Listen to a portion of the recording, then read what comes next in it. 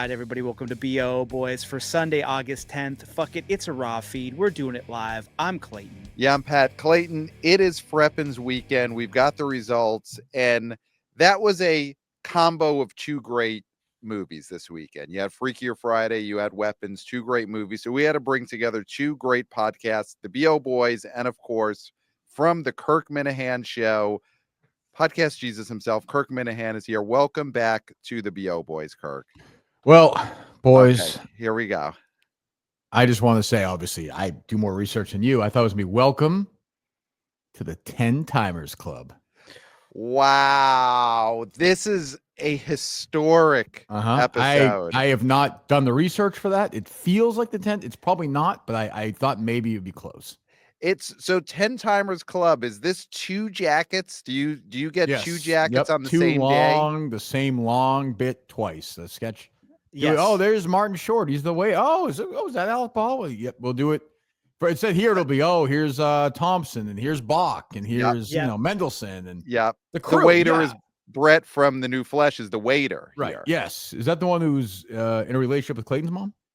No, that is David Thompson. That's David Thompson, right? He was David Thompson. Yeah. So so I think we get. I'm saying 10, but it could be. It could be.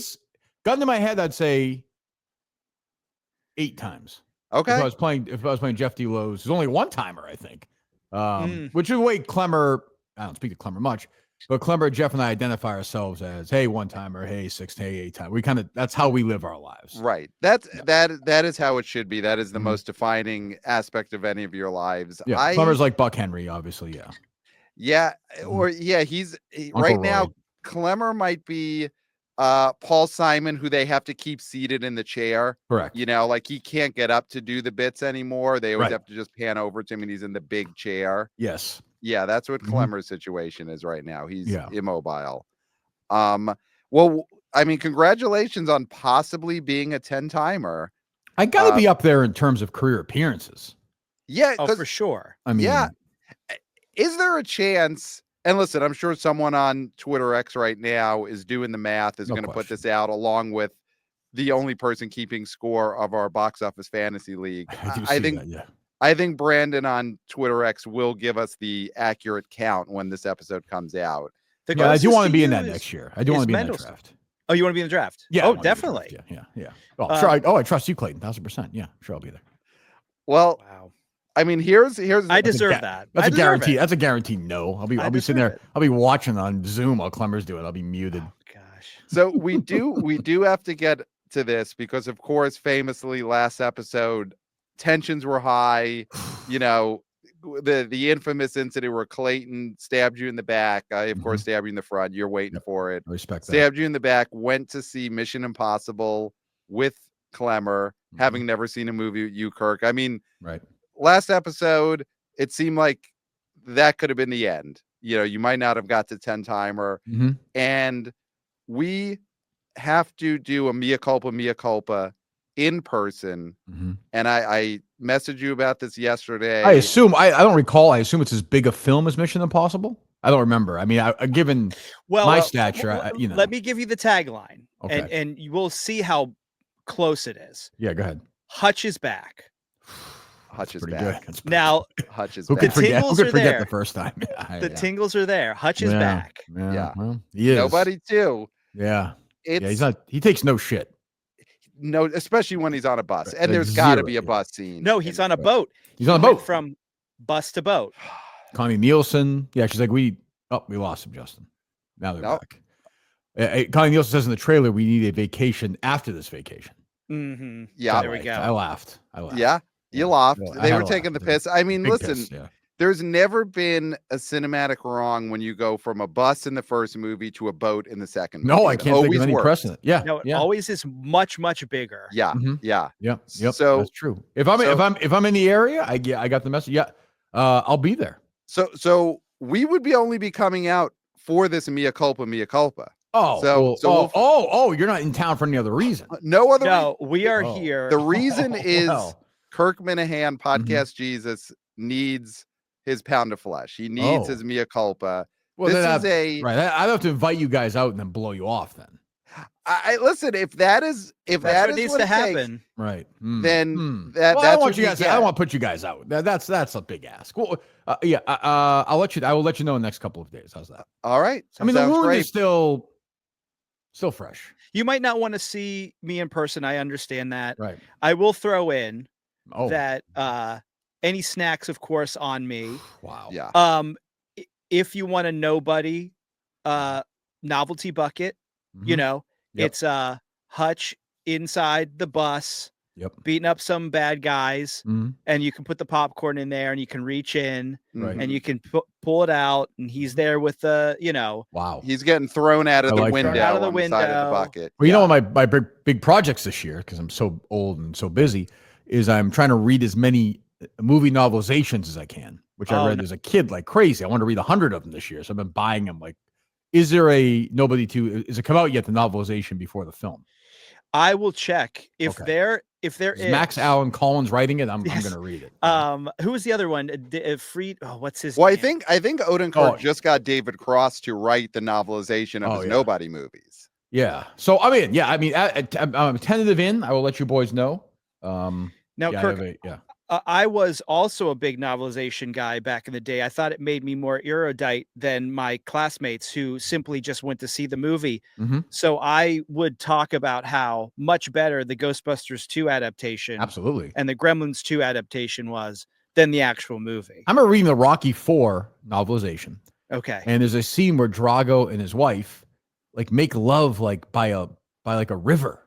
That's great. And she's like, it's from her perspective. And she's like, you know, they don't know the Ivan that I know and all that. I was like, this is fucking unbelievable. Why is this not in the movie? I know. They're getting into their heads. That's what I'm saying. Yeah. So, yeah. That's the benefit. My producer, Justin, just texted. What did you say, Justin?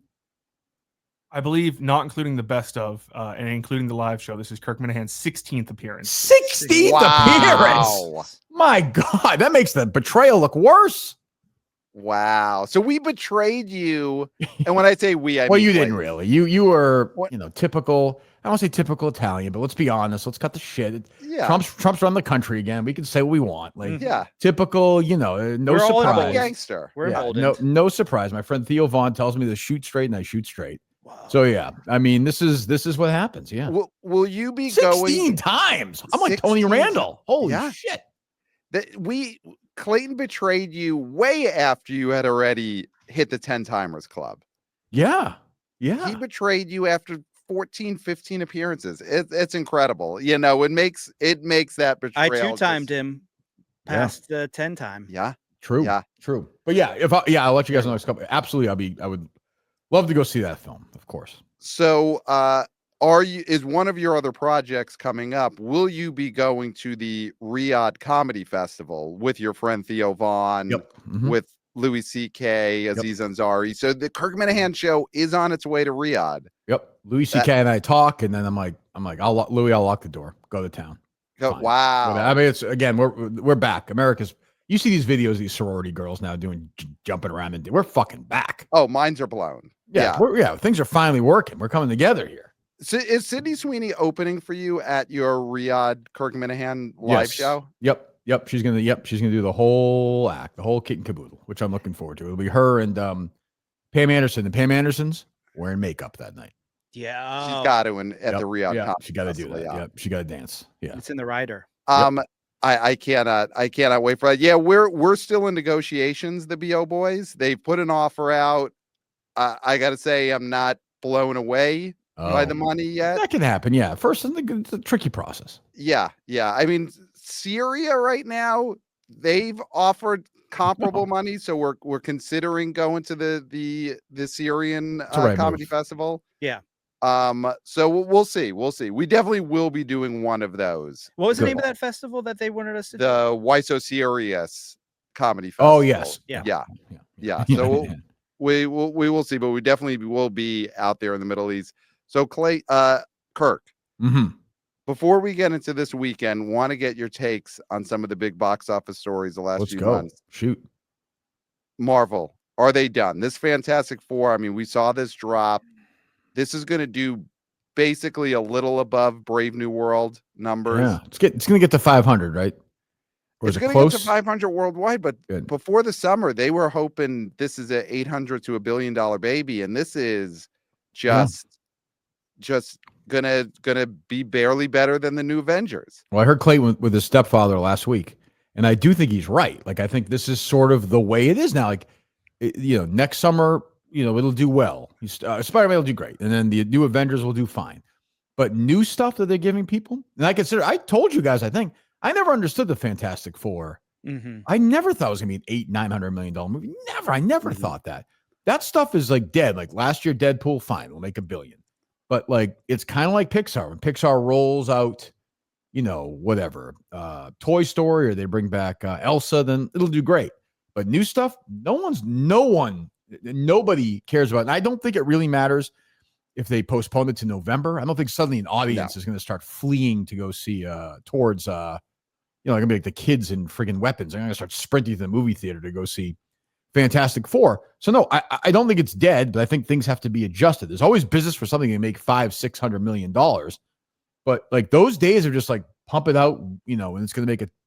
I mean, this finished third of the three, obviously Jurassic World, then Superman, and then Fantastic Four. So that would have never happened a couple of years ago. And I'm actually with Clayton. I don't know where you were on it, Pat. Doomsday is no lock. That is not. I'm not putting that. You know what? I only have pens here. If I had a pencil, I'd put in pencil. Yeah, we were talking about it right before at the water cooler. We're thinking it's gonna. No way it makes $1 billion. No way it makes $1 billion. I mean, even if it's great, it doesn't matter anymore. Like the Thunderbolts was fine, but and they a weekend they're like, no, it's the new Avengers. Nobody cared. Nobody cared. No, I not dead, but hurting. Definitely hurting. Stage 2 cancer. Yeah, I'm starting to feel for RDJ because he came back for points. He came back because they were backing up the truck, and the truck was filled with points on the box office. Yep. And those points are getting worth less and less every day. I mean, if Doomsday makes $700-800 million instead of over $1 billion, that's way less points than he put on that dime store Halloween mask for. Well, see about the old ones, like at least there were who am I supposed to care about in this movie? Well, that's the thing. It's all who the fuck is it? I don't even know who it is. Shang-Chi is back. Yeah, I like that. I did like that movie. That was like 12 years ago. He is back. Yeah, I like that one. But the Eternal might be back. Well, have you heard this? Is Patton Oswalt going to be in it? Patton Oswalt is. Oh yeah, he's one of the chairs. Well, they're doing the rumor is August 27th. So you might want to have a live show right after this. They're doing the second live stream of Marvel chair announcements. Oh, great. And there is a rumor that Patton Oswalt will be a chair. Harry Styles? I think they got to pull out the Harry Styles chair. Yeah, they got to pull them all in. The Kumail Nanjiani, put some chicken and broccoli on a chair. Yep. And inject it right into the chair. Yeah. Speaking of injecting, here's my fear with RDJ, and I've said this previously on the podcast, is that we all know his history, right, of addiction, and his new addiction is money. Yep. Mm-hmm. And when he signed on for Doom, he thought, this is going to keep me off the horse because I'm going to make so much money off this movie. Mm-hmm. Now he's going to be scratching.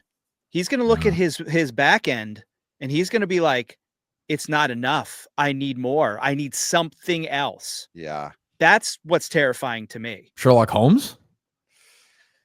Is there a third one? Is there a third one in the office? Did they make a third one, did they? No? They never made a third one. No. I mean, could that be from the one hip of the too? chairs? Could you just have Sherlock Holmes on a chair for Avengers Doomsday? Maybe.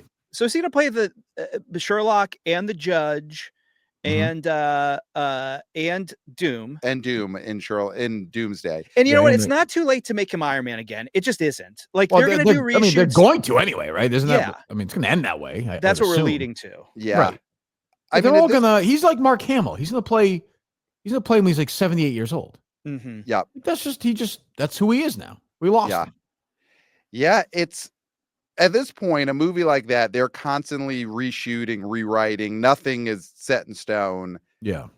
Do you think that there are chairs that will be announced on that second live stream that haven't even been filmed in the movie at this point. Like they're scrambling to cast new chairs. Do you think there's any chair that can save this? I think anything's in play now. Like I won't go ahead to what we're talking about this week, but like I wouldn't be surprised if there was a chair that just said Aunt Gladys. Yeah. You know, wouldn't surprise me. Like she's hot right now. Yeah. You know, I could see her in like the Marvel universe. I could see, you know, who else? Well, with the Sydney Sweeney's jeans. Right. Why not just put that on a chair? How about how about the couple at the Coldplay concert? Yeah. Oh, those are the chairs. Yeah. Those are it's just one chair though, because they're sitting there. She's on his lap. Yeah. Yeah. People are talking about, there's a thing online where people talk about villain origin stories or whatever. That's like a joke now. It's like they show a video and they're like, oh, this is a villain origin story. That is their villain origin story, is those two. They are now going to take revenge on everybody who's wronged them. Yeah. Yeah.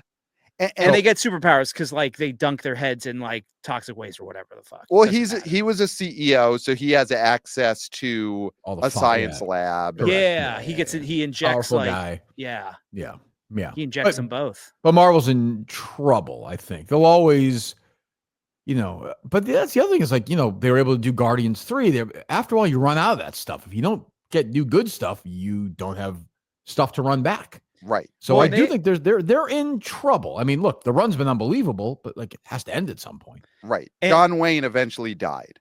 And yes, he did. Yeah. And that is kind of what this genre is going through. Clint Eastwood won't, but John Wayne did, yeah. And then X-Men is looked at as the savior, and that's not a guarantee because people got sick of the X-Men, and that X-Men new class, that didn't do well. They had to bring back the old heads. Right. I agree. No, there's very few guarantees now. Very few guarantees. It's Deadpool, Spidey, Batman, and that's sort of it when it comes to the superheroes, right? Batman. Yeah, that's it. Yeah. That's Superman to me was a hit, but like the next one, definitely no guarantee. Absolutely. No, this one didn't do great. It did very well. And if Gunn's not involved, nobody's interested. Correct. Yeah. I think the Superman thing is almost a reset the way Batman Begins was for the Batman series back in the day, where it did well enough and people liked it. The problem is there's no Joker in the Superman universe where you could blow the next one's the character everyone's been waiting for, unless that character is Batgirl and Crypto the Super Doge basically being second billed in the Batgirl movie next year. Like, are you talking about Supergirl? Supergirl, yeah. She was all Batgirl is in the vault with the day the clown cried. Of course. I meant Supergirl now. Though I would pay double the ticket price to see Batgirl at this point. But no, Supergirl next summer could be, but no, you don't think so. I don't think so. I mean, it'll be whatever. It'll do okay, but that's not going to be a big hit. It'll do like Shazam numbers. Yeah. Shazam #1 numbers. Here's the one. For a second, when Supergirl came out at the end of the Superman movie, for a second, I was like, is that Sydney Sweeney? I had that thought, and then it's a different actress. It's someone else. Sure. If that was Sydney Sweeney starring in Supergirl next June, coming off of the ads, then I think that's a breakout movie. Sure. Couldn't hurt. That's for sure. Yeah. I didn't know who this girl was, so. I didn't know who she was, yeah. My producer, Justin, liked her a lot. Okay. So that tells you something, right, Justin? You liked her. Yes. So yes, pleasing he did. to the eyes. Pleasing to the eye. So yeah. So maybe for the youngsters, I don't know. Who knows? I'm a Helen Slater guy, but yeah. Let's get into. We have yet to plow. I know this is the latest we've ever done a plow. This is like when I'm sorry, I apologize. Yeah. Well, this is like when a director holds out and then mean. drops the title of the movie like halfway through. Oh yeah. Right. And that's what we're about to do with this plow. So, Clayton, can you give us a plow for the box office weekend of August 8th? Number 1, Weapons made $42.5 million in its first weekend. Number 2, Freakier Friday made $29 million in its first weekend. Number 3, The Fantastic Four: First Steps made $15.5 million, down 60%. It hemorrhaged theaters, losing $525. It's at $230.4 million in its third weekend. Number 4, The Bad Guys 2 made $10.4 million, down 53%. It added 8 theaters. It's at $43.4 million in its second weekend. And rounding out the top 5, I Had Faith. The Naked Gun made $8.3 million, down 50%. it added 19 theaters. It's at $33 million in its second weekend of release. So we've talked about a few of these. Before we get to the ones at the top, Kirk, Naked Gun. Did you see Naked Gun first? I saw it. I did see it. Yep. I saw it on the way back from my trip to Iowa last week with the boys. We had the live show. I liked it a lot. I mean, I didn't like it as much as the original, but I liked it, and I was happy. I was happy they made it, and it was like a really good, satisfying, pleasing comedy. Did the great Harry Minihane see this or have any interest in this movie? He did not. He liked the originals. No, he was not particularly interested in this one. I think he'll catch it eventually. But no, he did not. He did not. But yeah, I thought, I liked it. I'm glad they did it. I saw Liam Neeson say there won't be a sequel. I think there will be a sequel. I mean, why not? Why wouldn't they? I don't know. I do. Get to 50, right? Or no? Am I overshooting it? It's 33 right now. Probably right now, 10 days in, it's pacing slightly above No Hard Feelings. Jennifer Lawrence, of course, infamous. That movie's probably most famous for being the first episode of the BO Boys that you were on, covering the opening of that weekend. Yeah. So it's pacing right around that. That movie got to 50 or 51 domestic. I don't know if it's going to have the legs of No Hard Feelings. That opened in June. This is opening in August. So it's going to end up in the 40s. The budget on this was reportedly 45. I kind of think Liam Neeson is probably right that there won't be a sequel because it's going to break even. And we put a lot on this movie because we wanted this to be. I know you did. We wanted this to be the thing that is a phenomenon. Big screen comedies are back, and as good as this movie was, I don't think that is what happened. From this run. And the thing too is that it ran into another pure comedy, Freakier Friday. Right, which opened at 29, and then Weapons, which is a young people movie. Well, a young people movie now, but that is a horror movie with comedy elements, which are movies that do really well, but not horror comedies, obviously, but like comedies that have horror, but also a sense of humor, do very good business because again, comedies are wrapped in something else, and that is going to continue. That seems to have shown that a pure comedy can only do so much. Is there any? I mean, we talked on the last episode if there was any, and Liam Neeson was artistically perfect for this movie. He was great in it. But is there any other casting of Frank Drebin that could have led to bigger box office? I mean, do you think I think the current president of the United States would have been better. I mean, I think you would have brought those people out. It would have, I mean, and he probably would have been. He would have been good if he could have played it straight. That's the thing is I don't know if he could have played it straight. A lot of takes, I think. But again, I think the base would go out for that one. So I mean. But no, I heard you say some names like Robert De Niro. No, Al Pacino can't even walk. Al Pacino's like 2 feet tall now. Like he can't. He's all hair. He's like it's bizarre. So no, he's in a Eraserhead situation. Correct. I don't know who that generation. I mean, Neeson's not a young guy. So. Well, could you have? That's the thing is, was there a version? And I know casting the president, you're casting in the same age range. Could you have gone younger? And who did you say? You guys said somebody. We said Jennifer Lawrence, right? As Francine Drebin. Yeah, I remember that. Yeah, I mean, I guess you could have done that. But again, like, we've seen what the ceiling is for her. I mean, she's naked in the comedy and made 50 million. Yeah. So I don't.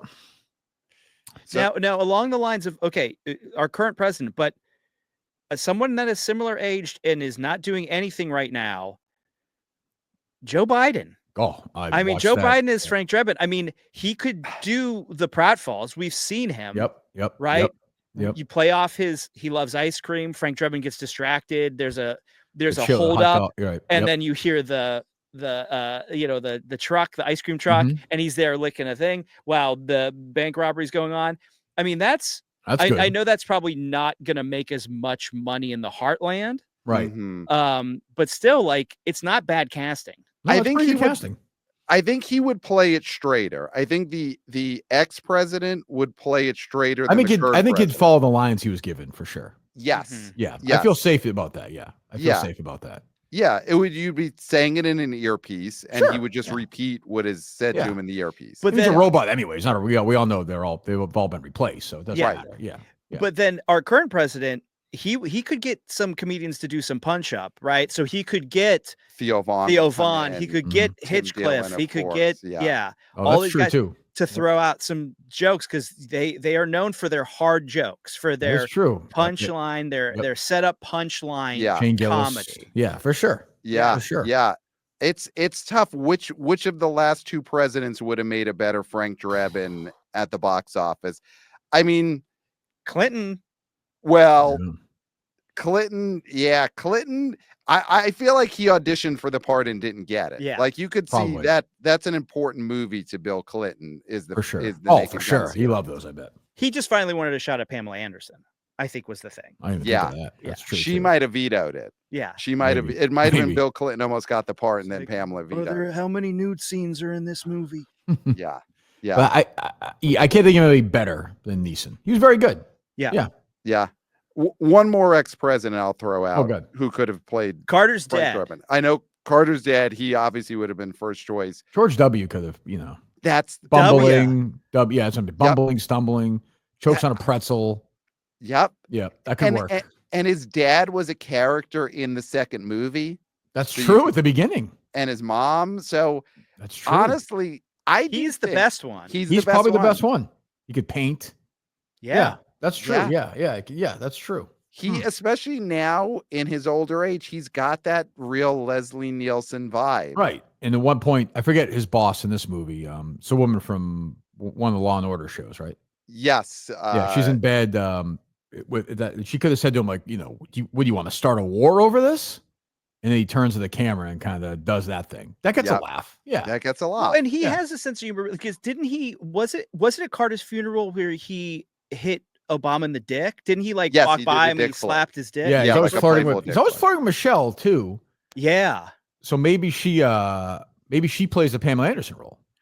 That would have been great. He walks in and she's sitting there and cleaning out the oven. That famous scene. Yeah, the dog. Yeah, that is the perfect casting to bring both sides of the aisle together. Yeah, for a Naked Gun movie. Done. We just solved it. Sequel. Yeah. Done.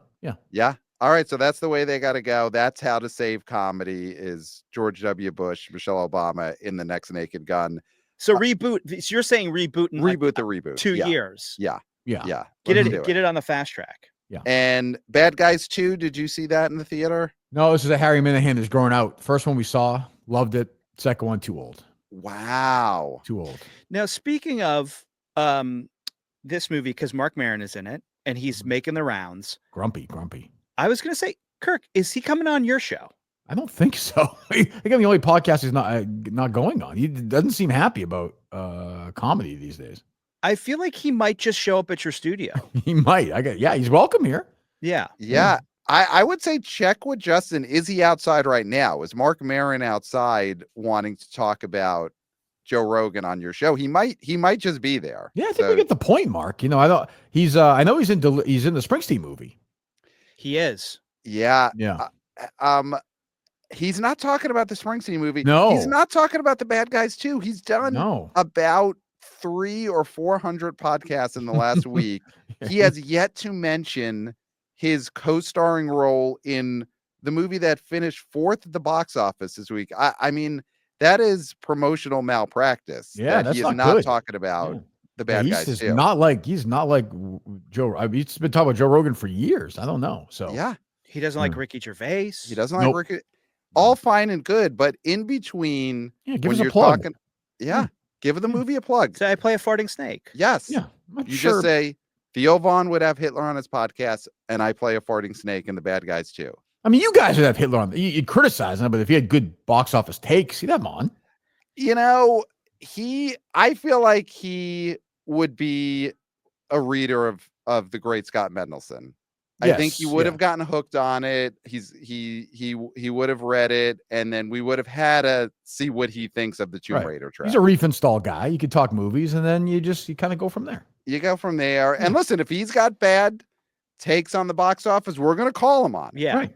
We'd call him on this show. Yeah, Clay would go see Mission Impossible with him, but like, who cares? It doesn't matter. I mean, it just for the story. Yeah, you got to do have it. to, right? Yeah, better than Clemmer, honestly. He just happens to be in the same row. It's a worthy debate. I'll say that. Yeah. So I blame the bad guys too. If it doesn't reach the numbers of bad guys 1, it's on Mark Maron for not promoting it on all these podcasts. Fair enough. Let's get to the number 1 movie. Did you see Weapons this weekend? I saw Weapons with Harrison Seamus Minihane. We are both enormous fans of Barbarian. That was I tweeted out a couple of years ago and took some criticism that Justin Long should have been nominated for an Academy Award for Best Supporting Actor. I stand by that. Yeah. I loved Barbarian and I loved Weapons. Wow. So, loved. The second favorite movie of the year after Sinners, which I know you guys didn't like that much. But I had a great time at Weapons. Great time. Great movie going experience. Harry, how was Harry's experience? Really liked it. I think the last 40 minutes really pulled him in. He was he was wavering. He liked it, but you want to see if they landed it. And I thought I mean, yes, great. I just a really unique. This is my take leaving Weapons. If you guys want to hear it. Yeah.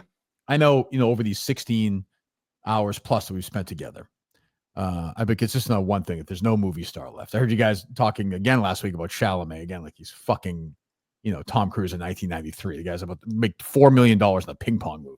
He's doing a dirt bike movie. He's doing a dirt bike movie. That's going to be huge. It's going to be huge. My thing is now there are no more movie stars, but there are a lot of movie star directors now who people will go see if they're directing a movie. Quentin Tarantino, still. Martin Scorsese to some extent, still. Jordan Peele, yes. Oz Perkins, they promote him. Obviously Christopher Nolan, and now we have a new one. Greta Gerwig. Greta Gerwig, absolutely not Greta Gerwig. And now we have a new one. We have a guy who 2 movies in now. His next movie, well, it doesn't matter if anybody's in it. This movie has no stars in it. So he's the star now of this. So we now have a new director who is a box office star. That is, I mean, we've talked about box office star directors, but I never thought about it that way, where they are actually bigger than the movie star actors at this point. Whereas Zach Cregger, is he a bigger box office star than Timmy? Yes. Well, in the genre, his next movie, when the trailer comes out and it says nobody really knows his name. When it says from the director of Barbarian and Weapons, you say, I'm going to this movie. Now he's doing a Resident Evil remake, it's concerning. So that's his next one. But I do think after that, that's a huge hit. Ryan Coogler really. Of course, yeah. He broke out as name recognizable after Sinners. As much as all of us knew his name from, Fruitville Station, Creed, all that stuff. I do think that he got into that level of whatever Coogler does next, I'm going to. I think Zach has a few more movies left to be that, but he's on a trajectory. Those 2 original movies. If he does a Resident Evil movie, that's huge. And then he does one of his own movies, that's going to be his Sinners. That's going to be his this is the one. Right. Although, I mean, this opened not that much smaller than Sinners. I don't know the legs domestically that Sinners will, but it's going to do really well. I'm not a huge fan of either one of the movies. Yeah. But I would put Kaczynski in there now too. Well, Kaczynski's a guy who, I mean, he does old school popcorn blockbusters the way we remember them. But again, trailer, whenever this comes out in 3 years from the director of Top Gun Maverick and F1, people are going to go see that. F1 is Brad Pitt's biggest hit ever. That blew me away because I could not believe it was bigger than World War Z. Internationally, it's bigger than World War Z. Yes. Wow. And bigger than Troy. World War Z is bigger than Troy. Yeah, absolutely. So I agree with you, Kirk. I think people went to see this movie because it's the Barbarian guy. They liked the mystery of it. And I don't think anybody was lining up for Julia Garner. They didn't for Werewolf, whatever the hell it was. What was it? The Wolfman. Wolfman, yeah. And she's in theaters. She is the Silver Surfer. Yeah. Yeah. We love Josh Brolin, but he is not a butts in the seats guy. Nope. Our guy Han Solo is not. What's his face from Oppenheimer? Who plays the cop? Alden Ehrenreich. These are not big. I don't know his name. These are not big stars. But I said to Harry, "You want to go see this?" He said, "Yeah, I guess." I said, "It's from the guy who did Barbarian." He said, "I'm excited to go." There we go. And when the movie was over, Harry turned to me and said, "Dad, I want to talk about this movie." There we go. I couldn't have been. He could have saved 50 kids from a burning building. I would have been not as proud as when he said, as happy as when he said it. I wanted to cry. I wanted to cry. I mean, it was like Pat and those old ladies in France. Yes. After Oppenheimer. Oppenheimer. Yeah. So that is what they looked at me and they said, I want to talk to you about Oppenheimer. And that's right. Listen, Oppenheimer won Best Picture because of conversations like that. And the thing with him in Nolan is that you can add whatever star in that movie that's coming out, the Odyssey. Damon, yeah. And it wouldn't matter. Not at all. What matters is it's Christopher Nolan's next movie. Correct. You could put anybody in that movie, the biggest star ever. You could get Jack Nicholson out of retirement, and people would care more that it's Nolan's next movie. That's what I'm saying. If you ask me the 10 biggest stars right now, 8 of them are directors. Yeah. 8. Would rather if you're running a studio, would rather have Chalamet's next 10 movies or Chris Nolan's next 10 movies? Oh, I mean, or Ryan Coogler's next 10 movies. That's what it comes to.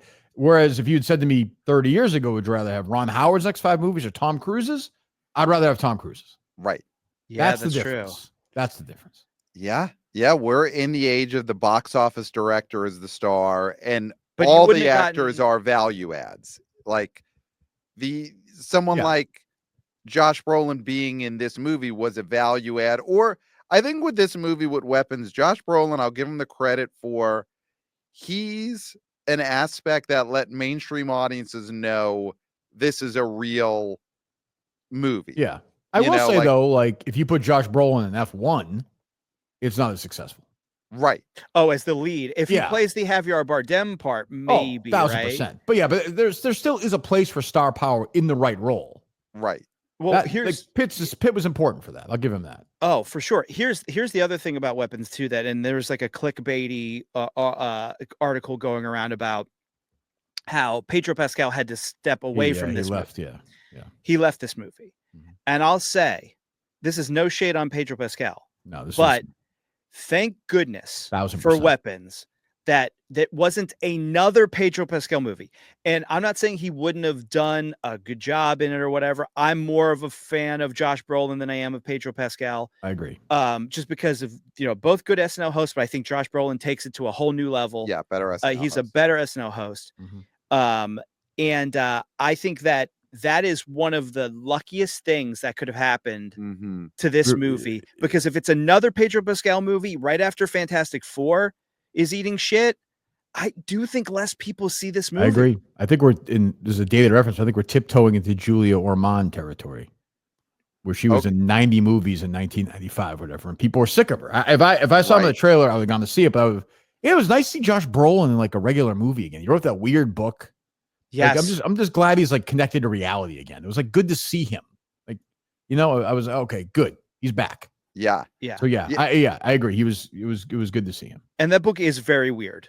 Very weird. I read it and I'm like, this is so did I. Like, tell some Goonie stories. Like just don't fuck around. Exactly. Yeah. He tried to be too fancy about it. We just want to hear Goonie stories. We want to hear stories from Thrashin'. Right. Yeah. You throw a Streisand in there, fine. But I agree.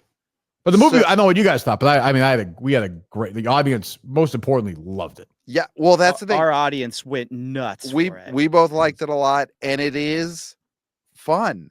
And I think that is what everyone who's seeing it is coming out of the theater, and that's why it's going to have great legs. It is just, it's not even a horror movie necessarily. No, it is just a fun movie, genre bending sort of comedy / horror. And just with Justin Long, who's also in this film.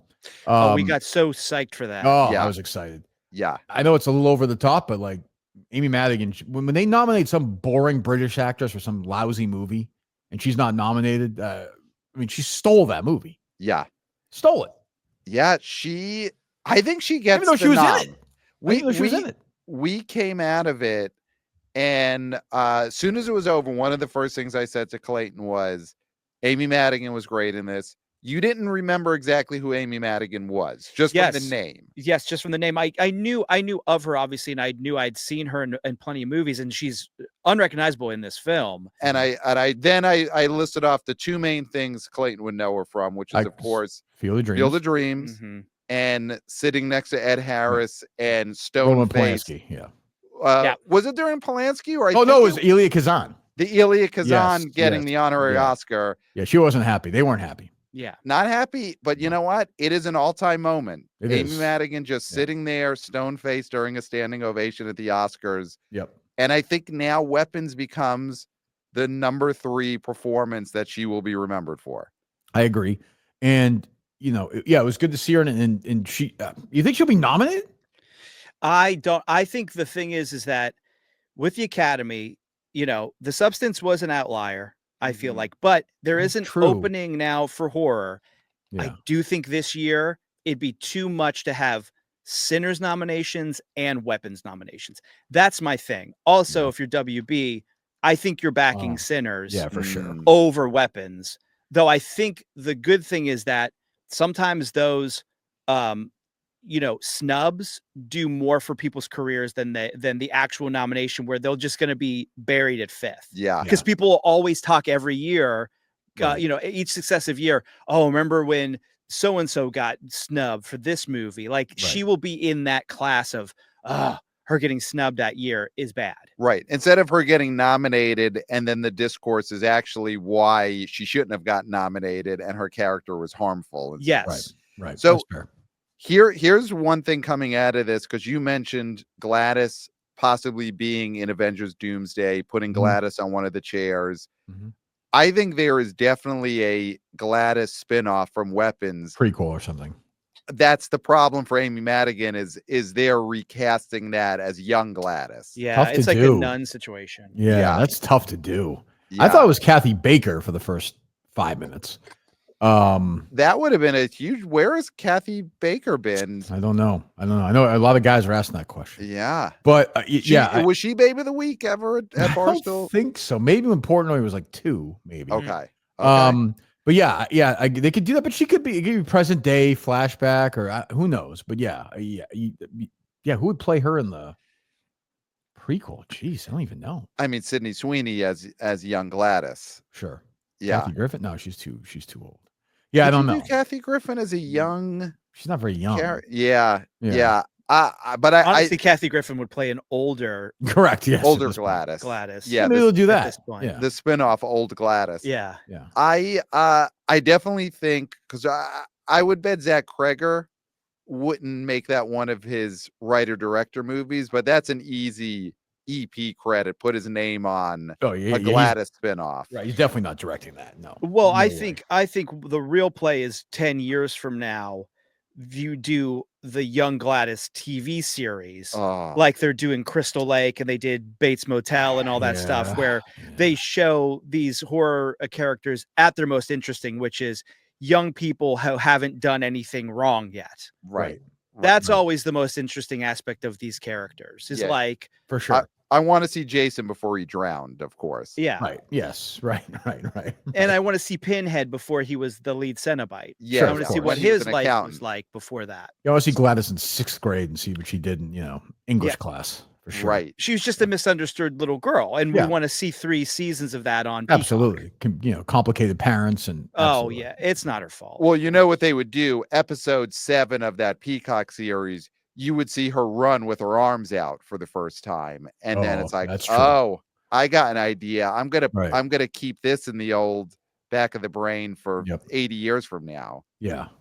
But I mean, for this time of year, this is a winter weekend at the box office. I mean, 2 legitimate hits. Yeah. Yeah. Freakier Friday. And that's one of those things where it was, at first going to be a shootout. Everybody was saying that, Freakier Friday even could win. That was what it was looking like weeks before.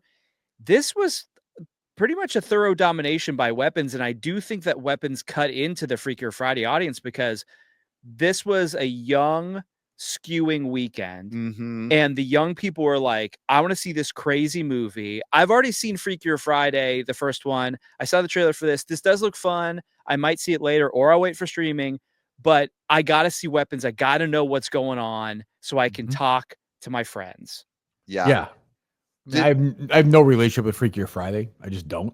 So, but I mean, this feels like a solid opening. I don't know what kind of legs they'll have. Probably none, but this is a winning weekend for them, right? For a, like I said, like pure comedy, right? This is a win because this is really like a pure comedy, and it's for women. And that's something that is rare.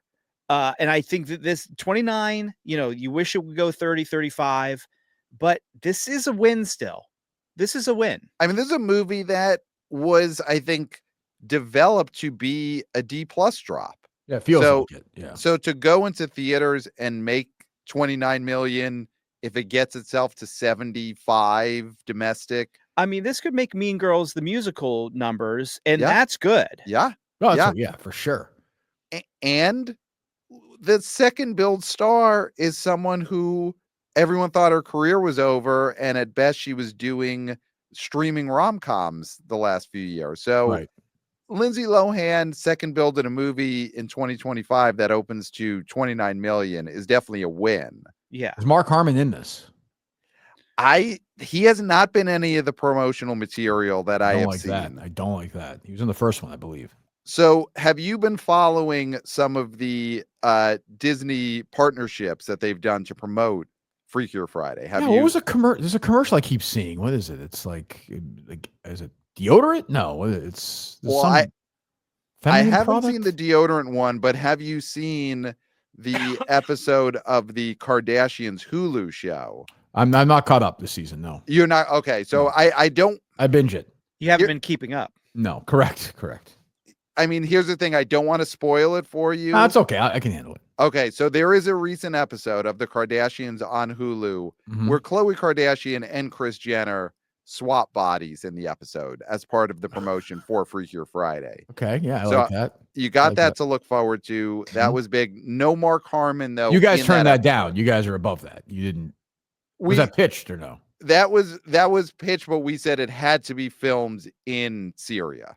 Oh, yeah, that's reasonable. Yeah, that's reasonable. They wanted to do in Croatia. We said we'll do it in Syria as part of our deal for the Syrian Comedy Festival, and they said we just logistically our crew is in Croatia. No, that makes sense.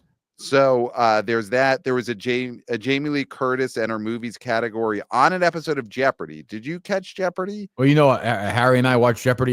Jeopardy's on hiatus right now, but we did watch that particular category. Yes. I mean, there you go. Yep. Oh yeah, I'm a big Jeopardy guy. And then there was a huge influencer event, Kirk, where Disney had talent visit Meta and Google HQ for exclusive content capture on Facebook, Instagram, and YouTube. They had over 30 creators invited for a Freakier Friday experience. They had a double-decker bus, and guess what? Stars from the movie stopped by the double-decker bus to have little moments with these 30 creators. Chad Michael Murray was one of the people there. Jamie Lee Curtis. They don't mention Mark Harmon. Julia Bitters, who plays one of the daughters / granddaughters. Yeah, she was there. Were any Barstool creators at this creator event for Disney? That's actually a good question. I don't know the answer to that. It's possible. I mean, I wasn't, but yeah, I mean, it's possible. I guess maybe. Was my guy there the Rizzler? They don't mention the Rizzler, but I mean, that's exactly the type of megaphone that you want talking to audiences about Freakier Friday is the Rizzler. Yes, absolutely. Does the Rizzler, is he about to get a show on Barstool? It feels like that's something that he's aging into the perfect demo to have a Barstool show. I mean, he's got depth. He has second and third layer. So you want to find out more about the Rizzler. That's for sure. Yeah. And his parents. Definitely. I mean, I hope one can hope. I don't know, but yeah, that's a good marketing idea, I guess, right? For Freakier Friday. I don't know. It's kind of what we want them to do, go outside the box now. So yeah, maybe that worked. The influencer stuff. I don't know. Yeah. Well, why didn't we talked about this couple previously? And I still think people are interested. The Coldplay cheating couple. Yeah. They should have taken a paycheck for they swapped bodies with their partners they were cheating on. Mm-hmm. I think that's a good idea. That would have been a great viral marketing. Yeah. That makes sense. Yeah, I could see that. Yeah. And you unveil it on like a Jumbotron at another Coldplay concert. Right. Where you do the moment he drops down, and when he comes up, he's her husband. Yeah. He's swapped with her husband. That works. I like that. And then you just say, this was brought to you by Freakier Friday opening August 8th. Yeah, that works. That definitely works. Yeah. So Freakier Friday, it doesn't hit our nostalgia demo at all. Doesn't hit yours. Old. And Harry Minihane, he did not give an S. No, God, no, Jesus. My daughter Kate did not care. That missed her entirely. Yeah, no, I didn't watch the original. I didn't see the Jodie Foster one. I have no relationship with Freaky Friday. Wow. Yeah. None. Yeah. Zero. I don't like Jamie Lee Curtis anymore. She's too loud. Okay. Like every time she does an interview now, it's like, I'm the queen. Like I've been through. I'm like, all right, we got you. We got you.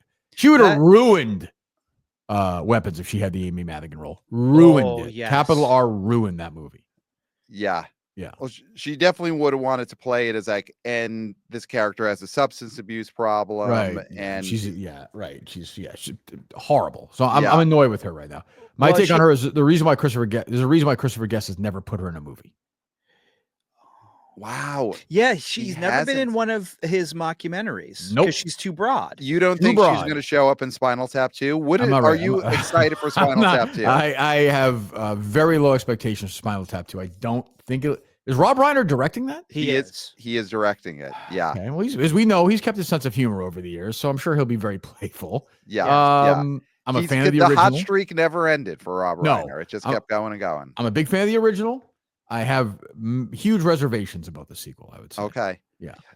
If you were told that Jamie Lee Curtis was playing a new member of the Spinal Tap band, does that raise your expectations? Probably not. What's the last movie Rob Reiner directed? Ooh.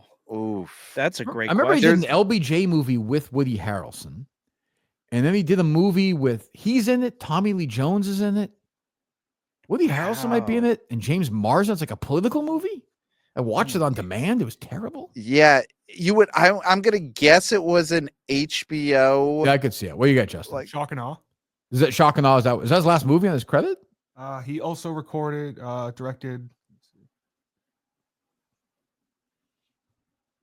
Albert Brooks, Defending My Life. Oh, yeah, he did the Albert Brooks documentary. That's true. Okay, I mean, probably the best movie he's done since An American President. That might be his best movie in 20 years. 30. That was 95. Wow. Yeah. Okay, so he is back on a hot streak. He had a good documentary that was splicing together Albert Brooks talk show appearances. Right. Is his best movie in 30 years. So we'll see. Yeah. I think the problem that we've seen with this new Spinal Tap movie is that they were always sort of looked at as losers, and now in this trailer, you got Paul McCartney saying how great they are. That's not Spinal Tap. Spinal Tap were guys who were not respected, and now you're going to have all these like stars, Elton John talking glowingly about Spinal Tap. That's not what Spinal Tap is. What year would have been the box office and age sweet spot for that sequel? That's such a great question. It's definitely not 2025. Would you say 90? It's when Waiting for Guffman. Yeah, around 2000. And, the dog movie. What's the Best in Show? Mighty Wind. That run. Yeah. If they did it right after Best in Show instead of a Mighty Wind, like 02 or something, 03. Yep. Because there was a sequel. Sort of they did Break Like the Wind. That was their album that came out in the 90s, and then they did some special, but it wasn't a movie. Great Simpsons appearance. Yes. Simpsons. Yep. I think that you guys nailed it with the early 2000s, and the reason being is that was the prime time for DVD special editions. Yes. And I don't know anybody who didn't own that Spinal Tap DVD that had them in character, doing the commentaries, all that stuff. And so so many people, anywhere in college I went, anybody with taste had a Spinal Tap DVD. That's when you put it out. Yeah. Because then you could make your money back on DVD, even if the movie didn't do as well in theaters. So like the year Pat was born. Yes. Yes. Right. Exactly. Yeah. Right. And it would have been the perfect time because like Comedy Central meant something. So you could have had the cast host a weekend of rock and roll comedies. That's Yes. true.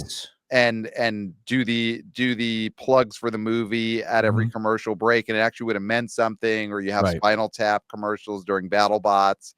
Right. Like there's no venue. Are Spinal Tap going to go in character and do the podcast tour?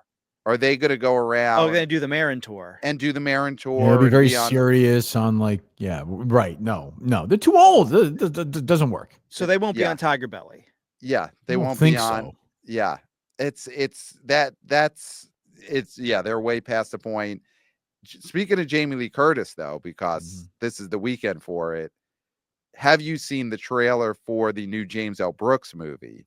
Oof. That is co-starring Jamie Lee Curtis? Comes out in December. Is it Ella McKay? Is that the name of the movie? Ella McKay. How could you forget? Will you be seated opening weekend for that? I mean, he is a director that, I mean, I said this to Clayton. We watched the trailer and I'm like, I still kind of want to see this. It's very Brooksian. Yeah. Huge broadcast news. Terms of endearment guy. I mean, it's good, but it's going to be terrible. Like he's an old guy. It's not going to be good. Like it's going to be bad. It's going to be fucking bad. It's annoying. And I don't know what Woody Harrelson's doing in that trailer. I don't know what's going on. Like it's hard to be old and great still as a director. Like, it's a miracle. I don't know who directed it, but like Juror Number 2 is a good movie. The guy was 95 when he made it. Yeah. Doesn't make any sense. I don't even know how that happened. So, but it has that Brooksian feel to it with the dial. Oh, it's a daffy girl who's in over her head. And yeah. I mean, yes, I'll be there. You'll be there. And I mean, you saw the trailer. Jamie Lee Curtis, she's going for it in this movie. She's going for it as always. Yeah. It's her time. The trailer ends with the promise of you will see her screaming. Yes, that's her thing now. Yeah. See, this is why Tarantino wants to retire, because he sees trailers like this. That's true. This is going to make it so much harder for him to do his last movie when he sees this Ella McKay trailer. True. And he's going to be like, I got to make a better movie before this happens to me. But what is it going to be? What's it going to be? Yeah. Right now, Quentin Tarantino is holed up somewhere writing the script. And then someone shows him, have you seen the Spinal Tap 2 trailer directed by Rob Reiner? Have you seen the Ella McKay trailer? And the pressure just is mounting on him to get his last movie out before he's old. Megalopolis. Like it's tough. It's tough. Yeah. Luckily, you could podcast forever.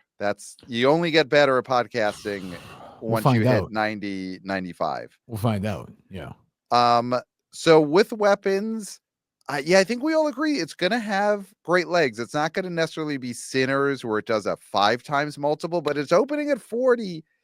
Is this a movie where when the run is done, it's made $150 to $170 million? Is that how big this could get? It's got great exits. Yeah. I mean, people are talking about it. And when you look at what's coming out in the next couple of weekends, it's bad. Honey, don't. I mean, talk about directors. Oh, it makes me sick. Maybe losing their fastball. Yeah, I don't like that. I mean, that's the movie title and the catty review for the movie all in one. Right. Yeah. Rex Reed was still bringing it. Yeah. Rex would be giving me that. I mean, 150 would be unbelievable, but like 3X for sure. So yeah, that's already about 130. Yeah. I think it makes over 150 for sure. Yeah. I mean, that's a huge story. So yeah, I mean, it's like you said, it's a great time. So yeah, I'll say 150 plus. Sure. Yeah, it's definitely going to bulldoze everything that comes out the next 3 weeks is DOA. You've got Nobody 2, you've got Honey Don't, you've got that weekend with. Are you looking forward, Kirk, to? Have you seen the trailer for Caught Stealing? It's the Austin Butler comedy drama directed by Darren Aronofsky. I know, Jesus, this is with Zoe Kravitz. No, Zoe Kravitz. Yeah, it just feels like a warmed over, like bad 95, like knockoff Miramax thing. I don't. Austin Butler's another one. Everyone's telling me the huge star he is. I'm like, I this is gonna make $4. Nope, nothing there, zero, nothing there. this is going to be a stain on him. I think The Bike Riders, small movie, whatever, but this is the one he did after Elvis. You hooked him up with a big name director. It's a star vehicle, and you're right. This is going to open to $4.6 million. And So then just die. Yeah. Yeah. In the 90s, that would have been Skeet Ulrich. That's who would have been. Yes. Who would have played the girl? Ooh. Yeah. Who not Parker Posey. Would have been. This is like 97, you're saying? So if it's 97 and you've got Skeet off of Scream. I mean, is it Sarah Michelle Gellar trying to stretch? Could be Nev Campbell in the Scream, kind of pair him up again. Yeah. I'm trying to think who would have been a good one. Would Jamie Lynn O'Keefe, could that have been the co-star here? That was a little early for her. Yeah. Yeah, I'm trying to think who would be at Zoe Kravitz's level at that point. Maybe Nev Campbell. I could see that. Yeah. I think it's like her doing Wild Things. Instead, she does this movie. Yeah. So a little too early for Heather Graham. Yeah. It is one of those movies where when you see the trailer for it, for a second you think, okay, Austin Butler, is this a big movie? And then you see that release date. It's coming out on the Friday of Labor Day weekend. Yeah, it did. And you know it's a full-on dump weekend. When's that Channing Tatum one come out where he's in Toys R Us? The Roof Man? I think that's later in the fall. Yeah. Later, October, November. Okay. Yeah, those two movies, and then you've got the Leo PTA movie. I've been seeing all three of them in trailer blocks the last couple of months. Same. And they all have that same feel. Yes, they do. They do. Sort of that absurdist. Like I don't know. There's a kind of a wink the whole time. Yeah. Like, yeah. I love PTA. I'm concerned. Well, I hope I'm wrong. It's a Pynchon. That's the only PTA movie I have not liked is Inherent Vice. I agree. Don't like it. And it's a Thomas Pynchon, and he's like obsessed with. Yeah. It was like remember when Tom Hanks kept doing those movies? The Dave Eggers. The Dave Eggers book. Yeah, he did like 5 Dave Eggers book movies. Fell in that trap. Yeah. And it's like, why do you like these Dave Eggers movies? And it's like Thomas Pynchon. Listen, great author, whatever. The movies. That movie was not good. No, and it's the same tone, and I'm worried, and I don't want to be like, it was a variety hit piece with the whole screening and all that stuff. Yeah. I think that's bullshit, but I am not getting a great feeling from the tone of this movie when it can be compared to Caught Stealing. Right. That's worrisome to me. Yeah. Yeah. When you see those trailers back to back to back, and then you start to feel that the Leo movie is just the same as those other two. Caught Stealing needs to be buried from the public consciousness as quick as possible if you're Leo and Warner Brothers before One Battle After Another comes out. You got to make people totally disassociate those two. Gina Gershon, too old? Gina Gershon and Caught Stealing. That's a good one. As like a Lower East Side cool hangout bartender girl. Here's one. Okay, here's one. That would have been a Courtney Love part. When she was doing her acting and she cleaned up. I like right that. Before she put out Celebrity Skin. I like that. She plays the girlfriend. That's a good one. That's a winner. Yeah. I mean, listen, proud of myself on that one. Very good. I would go see the 2025 version of Caught Stealing where it is Austin Butler and Courtney Love right now. Skeet Ulrich, he had my daughter liked him. He had a revival on some show. What was he on? Well, and he also plays a ghost in those Scream requels. Yes. He was on Riverdale. He was on the Luke Perry show. That's what I call it. But yeah, he was on Riverdale. Yes, that's what it was. Yeah. Okay. He likes him. So maybe that might work. I don't know. So just do Skeet Ulrich now and Courtney Love now in Caught Stealing. I mean, listen, Pamela Anderson's back. Anderson. So if Pamela Anderson can come back, then Courtney Love could come back. That's true. Yeah. So we'll see the PTA movie. I'm feeling the same thing.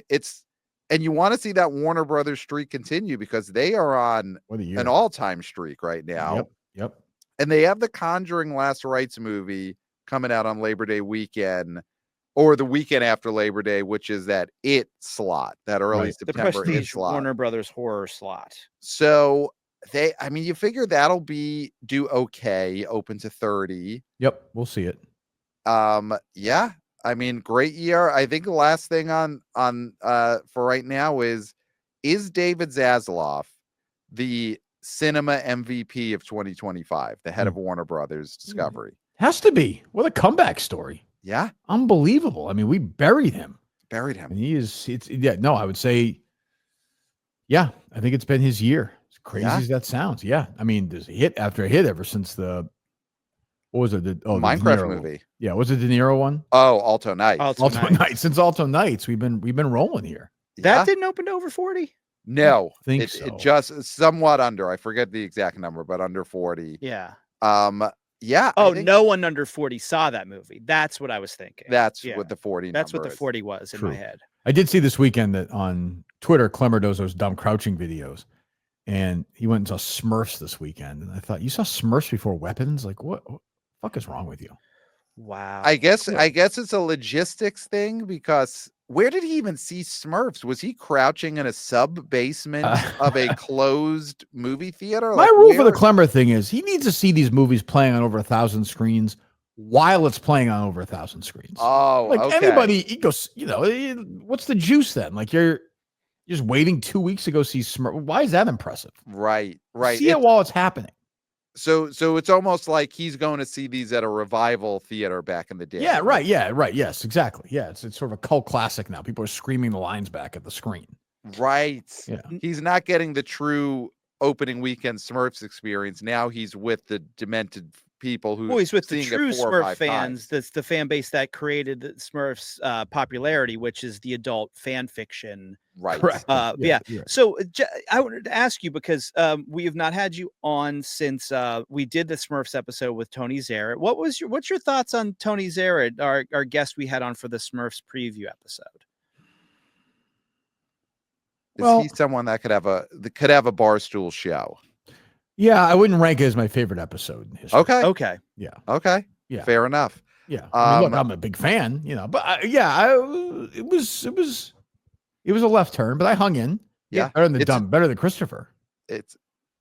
I mean, listen, he's a snake, he's a worm, but he may be your doctor someday if we don't get him a job in media. That is right now. He isn't at this very moment. He is in medical school. Oh, he is. At some point, they will make him be a doctor. Dr. Death. Yeah. And he will be a Dr. Death. You could be wheeled into a hospital and then you're looking up and there's Christopher with a scalpel. So he'll just talk you to death. He'll just give you his movie takes. He'll just die. So just wheel the patients in one by one. They don't need a scalpel. They'll just be like, yeah, I don't know. Like, yeah, I think it'll do pretty well. And then you will literally just disintegrate in front of Well, do they end themselves? Is it like a happening situation? No, you just will yourself to death. Like it doesn't, like your body just gives up. You just see the flat line on the monitor. Yeah. And then he just looks at me. He's like, oh, here's another one. Well, if I had a job at, Yahoo or something or Variety, this wouldn't happen. Yeah. Yeah. I mean, that's a situation we all find ourselves in every day right now until he gets a job in media. So, Kirk, is there anything big coming up on the Kirk Minihane show that you want to let the Wannabe O Boys, Wannabe O Girls, Wannabe O people know about? No, we're just kind of chugging along. We lost Dave Cullinane, our producer. But he will be back, right? Yeah, what do you say? He's 2 months? Two producers away, I think. Okay. So we're going to hire another one. We're kind of looking. We're going through people now. That's probably the top priority of the show right now. I mean, I'll just throw out there's someone who, if they don't get a job in media, they will be a doctor who kills people. So I'm fine with those people dying. I'm not willing to make that trade. I'm just not. And I think it's too many people anyway, like less traffic, less crowds at Disney. So I'm fine with that. Okay. So you're into the population control. Absolutely. Yeah. I think you go on a road that's insane. It's like Thanos. It's like Thanos was right. Yeah. That's everybody online is saying Thanos was right. Hashtag Thanos is right. Correct. Yeah. What is it? So we got that. I do the show with Portnoy every week on Named every Thursday, I think it is. And getting ready for the fall. And maybe I'll see you guys in a couple of weeks. Oh yeah. No, Kirk, I'm shocked. Hutch is back. I'm shocked that you and Portnoy they didn't reach out to you guys to do a body swap episode. Yeah. Of your podcast. That would have been perfect. Yeah. I would have considered it. The price is right. I know Dave would have done it. Yeah. Yeah. I'm surprised. So am I. I'm surprised. Is that real with the Kardashian thing? Or are you making that up? No, that was on the, and again, you haven't gotten to that episode yet, Right. but that is an It's been episode a of very the serious Kardashians on season, so I'm Hulu. surprised. Yeah, it's been. Yeah, they did a body swap. They used an actual relic that did swap their bodies. Yeah. Wow, that's unbelievable. Yeah, it turned out that Kris Kardashian she just had it in the attic. Yeah. There. Okay. Blew No, the Robert dust off of Kardashian. it. He Yeah. wasn't there. Yeah. So, well, that's big. A new producer. I mean, listen, Who knows? It's one of those things where the Kirk Minihane show is always at a 10, but it gets to 11 when there's a search for a new producer. That I'm is ready the for that best of joke. times. I'm ready for that joke. Yeah. Yeah. I can't Now, wait. I They can't will. wait. Do you think they go to 12 in the sequel? Who knows? I don't know. It's a good question. So 16 appearances on 16 our show. appearances. Unbelievable. Where they'll end up being more producers than appearances on. Good question. Is this like the guy who has the Browns jersey with all the quarterbacks on the back? Right, Could you make one of those for Maybe. the producer to have to wear? Maybe. I mean, 16 appearances is unbelievable. Yeah. It's so many. Like, who's a guy who's been on Letterman 16? Like, it's one of those guys you're like, oh, he's on a million times. You finally was on like 14 times. 16 times in what, 3 years? Yeah, I mean, that's more than Regis was on. Letterman. Yeah, that's what I'm saying. You know, this is an honor. You know, Yeah. I mean, the 20th is going to be unbelievable. I don't know what you get for that, but I can't. That's going to be huge. We are going to. That will definitely be on sweeps month for sure. That's a good move. Yeah, I think that should work. Yeah. It's that at that point will be 4 jackets.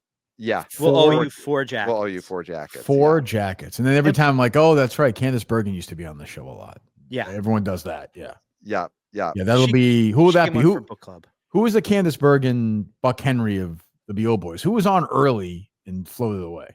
Anybody? We did have several appearances from the creator of Box Office Mojo. Yes, Brendan Gray would probably be our Buck Oh Henry. yeah, I did listen. Yeah, a couple of early appearances, and then there hasn't been a third one. Listen, it could just be one of those records for longest hiatus between appearances. Yeah. But we have nothing against the gentleman. No, great appearances, and he, And my friend Matt Bellany's only been on once, right?